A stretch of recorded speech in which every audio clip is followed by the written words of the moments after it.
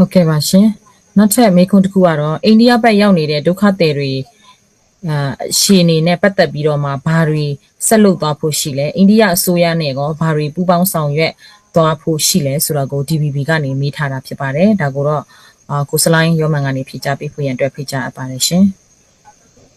ဟုတ်ကဲ့ပါကျွန်တော်တို့စောစောကဒီအဖွဲ့ဝင်ပေါ့နော်ညီနောင်တွေအသီးသီးကလည်းဖြေကြားတော့တယ်လို့ပဲကျွန်တော်တို့ရဲ့ဒီဥပမာကျွန်တော်တို့ညီနောင်ချင်းညီနောင်ဖွဲ့ဆိုရင်90ရာခိုင်နှုန်းကျော်ကျော်ကလွတ်မြောက်နေမြင်နေဖြစ်ပါတယ်ဆိုတော့ဒီမီဇိုရမ်ဘက်ကိုရောက်နေတဲ့ပေါ့နော်အိန္ဒိယဘက်ကိုရောက်တဲ့ကျွန်တော်စစ်ပေးဆောင်ပြည်သူတွေအနေနဲ့ပေါ့နော်အခုချိန်ဆိုရင်တော့လုံလုံခြုံခြုံပြန်လာလို့ရပြီပြောချင်တာကအနည်းဆုံးတော့ဟိုပထမဆုံးအနေနဲ့တော့ gate ဒီမှာဖမ်းဆီးမဲ့လို့မရှိဘူးဒုက္ခပေးမဲ့လို့မရှိဘူးစကားစမရှိတော့ဘူးပေါ့နော်ပြီးတော့မှကိုယ့်ရဲ့မူရက်ပူပွားပိုင်နေတွေဖြစ်တဲ့အတွက်ကြောင့်ကိုယ့်ဒေတာဘာသာစကားရကိုနေတာထိုင်တာပေါ့နော်အကုန်လုံးဟိုလုတ်ကင်တော့တောင်ရခုတ်တာဖြစ်ပေါ့နော်ဟိုငါဖမ်းတာမဲလိုက်တာစသဖြင့်ပေါ့လေအဲ့လိုမျိုးလွတ်လွတ်လပ်လပ်ပြန်နေလုတ်ကင်လို့ရတယ်ကိုယ့်ရဲ့ဆွေမျိုးသားချင်းတွေနဲ့အနိကပြန်နေလို့ရတဲ့အခြေအနေတခုတော့ရှိပြီပေါ့နော်ကျွန်တော်တို့ကလည်းအဲ့လိုမျိုး space နဲ့ပြန်လဲလက်ခံဖို့လည်းပြင်ဆင်ထားတယ်တရားဥပဒေစိုးမိုးမှုတို့ဒီတရားစီရင်ရေးတို့ကျမ်းမာရေးပေါ့နော်ပညာရေးလည်းပြန်ပြင်ထားတယ်ဆိုတော့သူတို့အနေနဲ့ပြန်ဝင်လာလို့တော်တော်များများပြန်ဝင်လာလို့ရပြီပေါ့နော်ပြန်လက်ခံဖို့လည်းအကုန်လုံးပြင်ဆင်ထားတာရှိတယ်ပေါ့လေအဲ့လိုမျိုးပြောကြလို့တယ်တစ်ဆက်တည်းမှာလည်းပဲဒီအိန္ဒိယအစိုးရနဲ့ပေါ့နော်ဘယ်လိုမျိုးချိတ်ဆက်လှုပ်ဆောင်နေတယ်လဲဟာလေးတွေပေါ့နော်ဟိုဝီလျံချင်းကိုကျွန်တော်အဲ့လိုပေါ့နော်ဝင်ဆွေးနွေးပေးဖို့ဖိတ်ခေါ်လို့တယ်ပြီးတော့မှဒီနေရာမှာတစ်ခုကျတော့လဲကျွန်တော်ချင်းညီနောင်နေနေလဲပေါ့နော်တခြားဟိုဒီလူသားချင်းစာနာထောက်ထားရေးအဖွဲ့တွေပေါ့နော် NGO နဲ့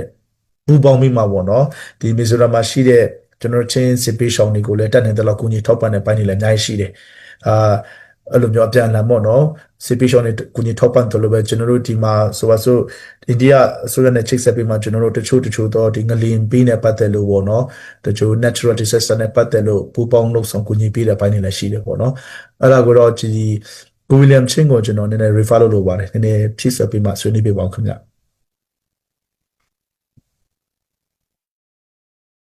ဟုတ်ကဲ့ပါဗျာဟုတ်အာဆိုတော့ခုနအာကိုရောမောင်ပြောတယ်လို့ပေါ့နော်ကျွန်တော်တို့ဒီစစ်ရှောင်တွေအတွက်တော့အကောင်းဆုံးအစကတည်းကနေဒီဘက်မှာလဲဒီhumanitarian နဲ့ပတ်သက်တဲ့refugee relief committee တွေရောအသီးသီးရှိကြတယ်ပြီးရင်တချို့ဒီ NGO တွေပေါ့နော်ဥပမာ ICA တို့လိုဟာမျိုးဒီနဲ့ရောပြီးရင်ကိုယ့်အဖွဲ့အလိုက်နဲ့ဒီစစ်ရှောင်နဲ့ပတ်သက်တဲ့refugee relief committee တွေအနေနဲ့လဲဆောင်ရွက်တဲ့ဟာတွေတောက်လျှောက်ရှိနေတယ်ပြီးရင်ဒီအာအများစုကတော့ကျွန်တော်တို့ချင်းဖက်ကစစ်ရှောင်တွေတော့ဒီမီဇိုရမ်ပြည်နယ်ထဲမှာများတယ်ပေါ့နော်ပြီးရင်ဒီစကိုင်းတိုင်းဖက်ကကျတော့ဒီမဏိပူဖက်မှာဝင်တဲ့ဟာတွေလည်းရှိတယ်ဆိုတော့ဒီကြားထဲမှာဒီ refugee အာဖြစ်နေတဲ့အနေနဲ့ဒီဘက်ကိုရောက်လာတဲ့သူတွေအတွက်လည်းတက်နိုင်တဲ့လောက်ဒီမီဇိုရမ်အစိုးရနဲ့လည်းဒီလိုအပ်တဲ့ကိစ္စတွေပြီးရင်ဒီမီဇိုရမ်မှာတည်တဲ့အတိုင်းဒီအစိုးရအပြင်မှာ NGO တွေပေါ့နော်တော်တော်လေးကိုအားကောင်းနေတဲ့နေရာဖြစ်တယ် community society အားကောင်းနေတဲ့အဖွဲ့ဖြစ်တဲ့အတွက်ကြောင့်ဒီဥမာ YML တို့လိုပင်ချောင်းသားဖွဲ့ MZP MSU တို့လိုပြီးရင်ဒီအာ MHEP MUP စသဖြင့်ဒီအပါအဝင် local မှာရှိတဲ့ village council တွေပြီးရင်ဒီရပ်ကွက်မှာရှိတဲ့ရပ်ကွက် council တွေနဲ့ရော council တွေနဲ့ရောဒီတက်နိုင်တဲ့လောက်တော့အမြဲတမ်းဒီဘက်ကကျူရောက်နေပြီးသားအဖွဲ့တွေနဲ့ပူးပေါင်းပြီးမှဆောင်ရွက်နေတဲ့ຢာတွေလည်းရှိပါတယ်ဆိုတဲ့ဟာထပ်ဖြစ်ချင်တယ်ပြင်ခုနပြောသလိုဒီအားလုံးပြန်ကိုအိမ်ကိုပြန်နိုင်ဖို့အရေးကိုလည်းကိုဒေတာကိုလုံငယ်တွေစဉ်ပြန်ကာကွယ်နိုင်ဖို့အရေးကိုလည်းဒီဘက်ကရောက်နေတဲ့သူတွေနဲ့ချိတ်ဆက်ဆောင်ရွက်ပြီးမှလှုပ်ဆောင်နေတဲ့အရာတွေလည်းရှိတယ်ဆိုတဲ့ဟာကိုလည်းထပ်လောင်းပြီးမှဖြစ်ချင်ပါတယ်ပြင်အိန္ဒိယအစိုးရနဲ့ပတ်သက်ပြီးရင်တော့ဒီတချို့ကိစ္စတွေက confidential ထားရမယ့်အရာတွေရှိတယ်ပေါ့နော်ဥပမာမနှစ်ကဖြစ်သွားတဲ့ဒီWorld Affairs India ရဲ့ဒီ World Affairs Council ကနေဒီစီစဉ်ဆောင်ရွက်ဖို့ကြိုးစားတဲ့ဟာတွေလည်းတချို့ဖွဲ့တွေက line ပေါ်တင်တဲ့အတွက်ကြောင့်အဲ့ဒီတွေ့ဆုံပွဲလည်း ပြတ်သွားတဲ့အရာလည်းရှိတယ် MEA ဘက်ကလည်းတော်တော်လေးကိုစိတ်ပြတ်သွားတယ်ပေါ့နော်ကျွန်တော်တို့ချင်းထဲမှာအဖွဲ့တစ်ဖွဲ့ကမီဒီယာတွေကိုတောက်လျှောက်လက်ဦးမှုရခြင်းတွေဟာသူတို့ပဲပါတယ်လို့နဲ့ပြောနေတဲ့အတွက်ကြောင့်ဖြစ်မသွားဘဲနဲ့တီးတန့်စီတွေးလိုက်ရတဲ့အနေအထားတွေလည်းရှိတယ်ပေါ့နော်ဆိုတော့အဲ့လိုပဲဒီဟိုမှာလဲငလျင်နဲ့ပတ်သက်ပြီးမှဒီစကိုင်းငလျင်နဲ့ပတ်သက်ပြီးမှလည်းဟိုတစ်ခေါက်ကဒီအိန္ဒိယအစိုးရဘက်ကနေလူသားချင်းစာနာမှုအနေနဲ့ပို့ပေးတဲ့အကူအညီတွေလည်းဒီကျွန်တော်တို့ချင်းပြည်နယ်ကိုဖြတ်ပြီးမှစကိုင်းဘက်ကိုအရောက်ပို့ခဲ့တာတွေရှိတယ်ပေါ့နော်အိန္ဒိယအစိုးရကဟိုဘက်ကနေဒီနေပြည်တော်အစိုးရနဲ့လည်းသူတို့ချိတ်ဆက်ပြီးမှသွားတယ်လို့ဒီဘက်တော်လှန်ရေးဖွဲ့တွေနဲ့ချိတ်ဆက်ပြီးမှသွားတဲ့အရာလည်းရှိတယ်ပေါ့နော်နှစ်ဖက်ကိုသူကဆက်ဆံရေးလုပ်ပြီးမှသွားနေတဲ့အနေအထားရှိတယ်အဲ့လိုချိန်မှာတိကြားတဲ့အတိုင်းအရင်တစ်ခေါက်ကဒီ NUG နိုင်ငံခြားရေးဝန်ကြီးတော်စင်မအောင်ပြောခဲ့တဲ့အတိုင်းကျွန်တော်တို့ဒီကိုတော့လောလောဆယ်လက်တလောအနေထားမှာ non state actor ပုံစံနဲ့ဆက်ဆံနေတဲ့ဖြစ်တဲ့အတွက်ကြောင့်တချို့ကိစ္စတွေကိုတော့လှုပ်ဝက်နဲ့ဒီconfidential နဲ့လုပ်နေရတဲ့အနေအထားဖြစ်တော့ကျွန်တော်တို့တိတ်ပြီးမှ line ပေါ်မှာဒီမပြောဖြစ်တဲ့ဟာတော်တော်များတယ်ပေါ့ဒီအဲ့တုန်းကလည်းအကူအညီတွေကိုဖြစ်မြောက်အောင်စီစဉ်ပေးတဲ့လုံခြုံရေးကားစဒီဖြတ်သွားဖြတ်လာမဲ့ကိစ္စတွေအားလုံးဒီပါကူဒီကုန်ကျစရိတ်ကားစပေါ့နော်ဒီဘက်ကနေမြန်မာပြည်ဘက်ချမ်းရောက်ဖို့ကိစ္စကိုလည်းဒီချင်းညီနောင်ရဲ့ဒီ humanitarian ကိုကူညီနေတဲ့အဖွဲ့အစည်းတစ်ခုကကူညီဆောင်ရွက်ပြီးမှစသဖြင့်ကျွန်တော်တို့တေယူ transport အတွက်ပါဒီအိန္ဒိယဆိုရနဲ့ပူးပေါင်းပြီးမှလုပ်တဲ့အရာတွေလည်းရှိခဲ့တယ်ပေါ့နော်ပြီးရင်ဒီအိန္ဒိယဆိုရအနေနဲ့တော့ဒီCB control area တွေအတွက်ကိုအဓိကအစိုးရတရက်ဖြစ်တဲ့အတွက်ကြောင့်သူတို့ကလက်နက်ခဲယမ်းတော့အစီမပြေဘူးပေါ့နော်ဒါပေမဲ့ဒီ humanitarian aid နဲ့ပတ်သက်တဲ့ဟာတွေစားတော့မဲ့ဒီဆန်ကာစာပင်ဒီစီဝါတွေကိုတော့တော်တော်များများ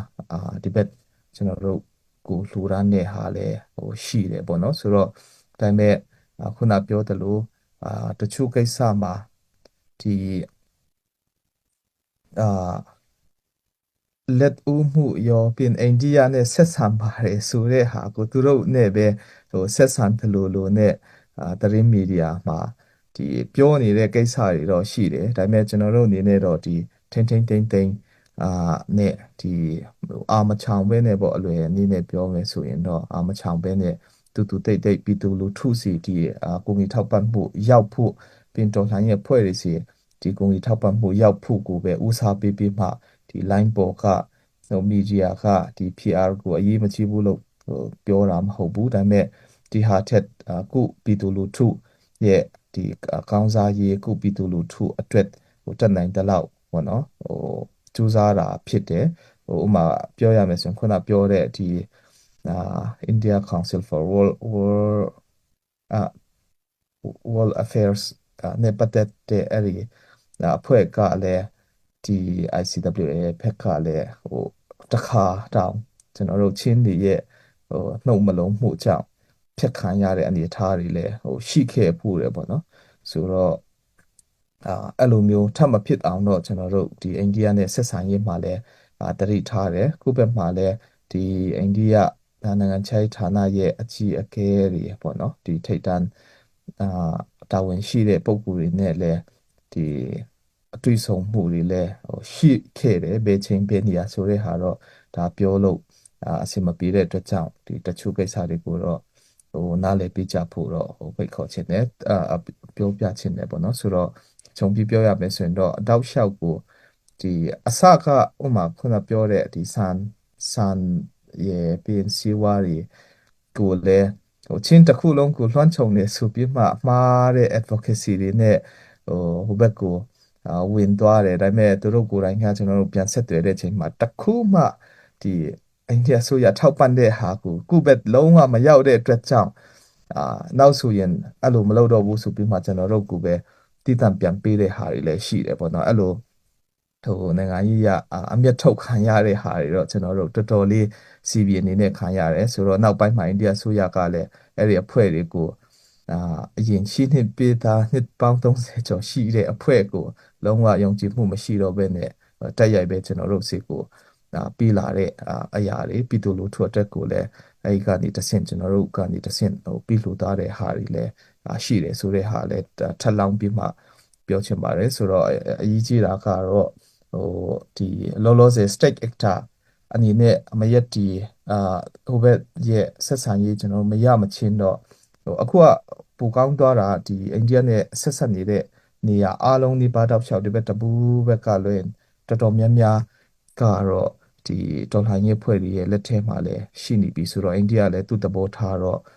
တချို့မှာပြောင်းလာတာတွေတော့ရှိပါတယ်ဒါပေမဲ့ဒီပြည်တော်အစိုးရကလည်းအများအားPR ဒီ G2G ဆက်ဆံရေးလုပ်နေတဲ့ခါကျတော့တခုခုကိုဘက်ကနေ line ပေါ်မှာအရန်တင်ရင်ပြန်ပိတ်ခံရတဲ့ဟာတွေတော့ခဏခဏကြုံရတာတွေတော့ရှိတယ်ပေါ့နော်ဆိုတော့အိန္ဒိယလည်းတည်တဲ့အတိုင်းပဲနှစ်ဘက်ခွာပြီးကစားနေတဲ့အတွက်ကြောင့်ဒါကိုဘက်ကနေအကောင်းဆုံးဒီအခြေအနေမရောက်ခင်အထိတော့ဒီတတိရှိပါနတ်နဲ့ကျွန်တော်တို့ဆက်ဆံဖို့တော့အရေးကြီးတယ်